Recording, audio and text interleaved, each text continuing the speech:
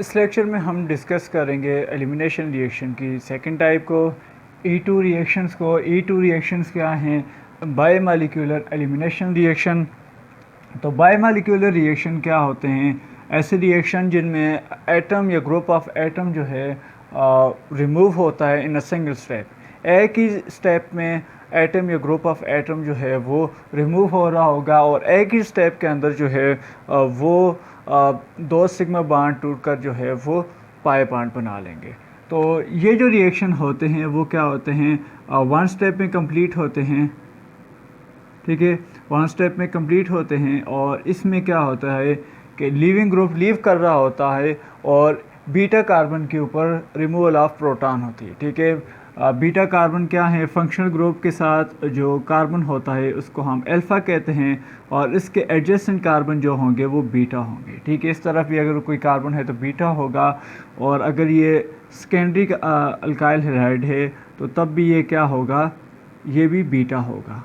तो जो ऐसे कार्बन जो फंक्शनल ग्रुप के साथ हों उनको हम अल्फ़ा कार्बन कहते हैं और उनके एडजेसेंट जो होंगे उसको हम बीटा कार्बन कहेंगे। तो इसमें क्या होता है कि बीटा कार्बन के ऊपर जो है वो बेस अटैक करेगी और यहाँ से यहाँ से जो इलेक्ट्रॉन है वो इधर शिफ्ट होंगे और लीविंग ग्रुप क्या कर रहा होगा? लीव कर रहा होगा।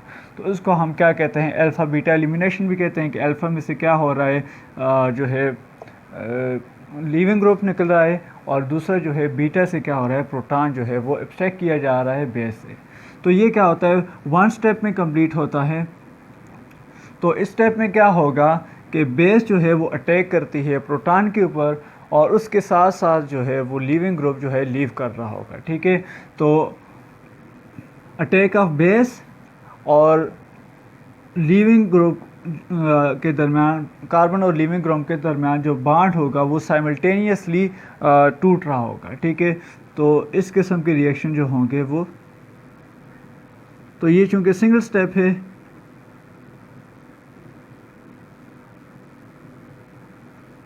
ठीक है, तो इसमें क्या होगा कि यहाँ पर बेस और ट्रांजिशन स्टेट बनेगी कि एक ही स्टेप में क्या हो रहा होगा? बेस और हाइड्रोजन के दरमियान बॉन्ड बन रहा होगा और यहाँ से ये बॉन्ड टूट रहा होगा और यहाँ से कार्बन और कार्बन के दरमियान बॉन्ड बन रहा होगा और इस यहाँ से ही कार्बन और लीविंग ग्रुप के दरमियान जो है वो बॉन्ड टूट रहा होगा। तो ये जो है चूँकि यहाँ पर इलेक्ट्रॉनिक क्लाउड की ज़्यादा डेंसिटी है तो इसी वजह से ये ट्रांजिशन स्टेट जो होती है वो हाईली अनस्टेबल होती है और ऐसे रिएक्शंस को हम क्या कहते हैं? कंसर्टेड रिएक्शन कहते हैं, कि जिसमें bond breaking and bond formation एक ही स्टेप में हो रही है तो उसको हम कंसर्टेड रिएक्शंस कहते हैं, को-सेंटर्ड। तो यहाँ पर क्या होगा कि बेस जो है वो अटैक कर रही है हाइड्रोजन के ऊपर, बेस और हाइड्रोजन के दरमियान बॉन्ड बन रहा है, ठीक है, और हाइड्रोजन और कार्बन के दरमियान बॉन्ड टूट रहा है, ठीक है। और यहाँ पर कार्बन के दरमियान सिंगल बॉन्ड है पहले से और दूसरा जो है पाई बॉन्ड जो है बन रहा होगा और इसी तरह से लीविंग ग्रुप क्या कर रहा होगा? यहाँ से लीव कर रहा होगा, कार्बन और लीविंग ग्रुप के दरमियान बॉन्ड टूट रहा होगा और बाकी जो है वो इसी तरह से हैं, ठीक है। तो ये क्या है? हाईली एनर्जेटिक ट्रांजिशन स्टेट है और इसमें क्या होगा कि जब यहाँ पर बॉन्ड कार्बन और बेस और हाइड्रोजन के दरमियान बॉन्ड बन जाएगा तो ये इलेक्ट्रॉन जो है वो इधर शिफ्ट हो जाएंगे और यहाँ से लीविंग ग्रुप जो है लीव कर जाएगा। तो आपके पास जो है जो प्रोडक्ट बनेगी वो क्या होगी? एलिमिनेशन प्रोडक्ट जो है वो बन जाएगी, ठीक है।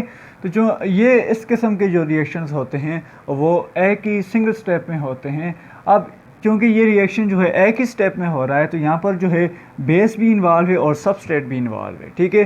तो जो रेट ऑफ रिएक्शन है वो डिपेंड करता है बोथ कंसंट्रेशन ऑफ सबस्ट्रेट या alkyl halide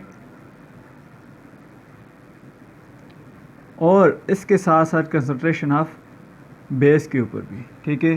concentration of alkyl halide और कंसंट्रेशन ऑफ बेस दोनों के ऊपर जो है ये डिपेंड कर रहा होगा, concentration of alkyl halide and concentration of base. दोनों के ऊपर जो है ये रिएक्शन जो है डिपेंड करता है।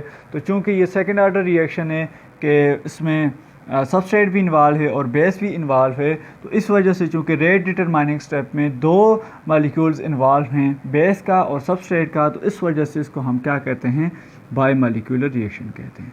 ठीक है, तो यहाँ पर जो है ये अल्फ़ा कार्बन है और बीटा कार्बन है, तो बीटा कार्बन के ऊपर जो है प्रोटॉन एब्स्ट्रैक्ट करेगी बेस, और कार्बन के दरमियान पाई बॉन्ड बन जाएगा और लिविंग ग्रुप जो है वो लीव कर रहा होगा। तो ये सारा प्रोसेस जो है एक ही स्टेप के अंदर हो रहा होगा। तो ऐसे रिएक्शंस को हम क्या कहते हैं, बाई मॉलिक्यूलर एलिमिनेशन रिएक्शन कहेंगे। ठीक है, इसको जनरली हम क्या लिख देते हैं, E2। तो ये था हमारे पास बाई मॉलिक्यूलर। नेक्स्ट लेक्चर में हम इन दोनों का कंपैरिजन देखेंगे।